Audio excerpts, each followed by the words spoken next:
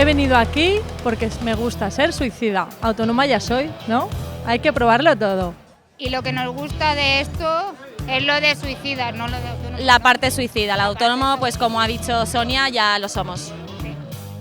Con la de autónomos, por supuesto. Vamos a ver, autónomo es aquel que desarrolla una pasión. Tú tienes una pasión en tu vida y la desarrollas. Como no encuentras tu trabajo, te haces autónomo habitualmente. Entonces, el que es autónomo trabaja de lo que le gusta, de lo que le apasiona, ¿vale? Primero piensa en sí mismo, en desarrollar lo que él quiere, ¿vale?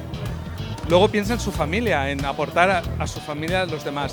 Pero cuando uno va desarrollando su negocio y ve que su negocio prospera, no piensa en sí mismo, sino que busca más gente con la cual comparte su éxito. Entonces, ser autónomo pienso que es una gran vía de salida para todos aquellos que no encuentran salida profesional en su vida. ¿Con qué me quedo? Si con autónomos o suicidas, pues no lo sé, respondo el año que viene. La parte de suicidas sin lugar a duda. Todos los que estamos aquí somos más que suicidas, kamikazes. A ver, una parte de los dos. Hemos venido aquí para que conozcáis también un poco lo que es la quiropráctica, que la quiropráctica no está muy conocida en España y sin embargo es la tercera profesión sanitaria de salud del mundo.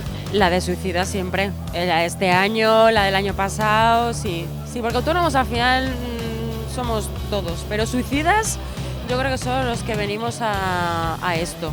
Así que sí, vengo por la parte suicida, sí. Yo me he dado cuenta que por aquí había alguno que no era autónomo y que decía que era doblemente suicida y me voy a unir. Soy autónomo, pero doblemente suicida. Autónomos o suicidas, es que va muy enlazado, porque hoy en día ser autónomo casi es ser un luchador, ¿no? Pero me quedo con la palabra autónomo.